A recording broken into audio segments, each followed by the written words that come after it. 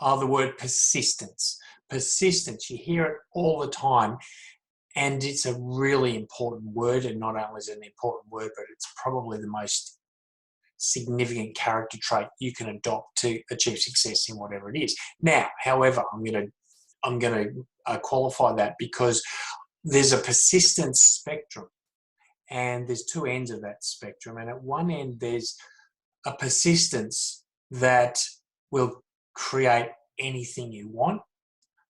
And at the other end, there's a persistence that will keep you frustrated and stuck.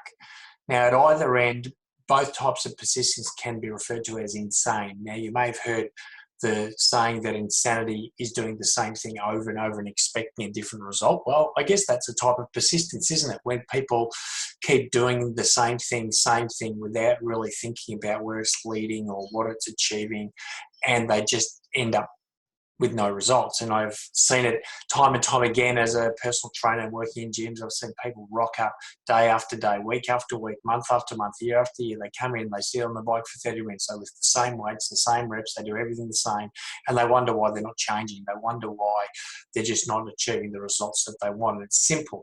Yes, it's persistent, but it's persistent without focus.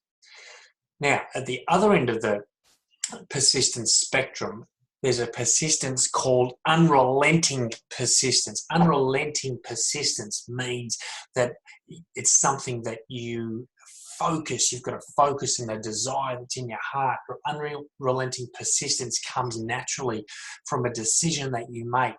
It comes from belief in what you're trying to achieve, and it comes from an expectancy that you're going to get a positive result.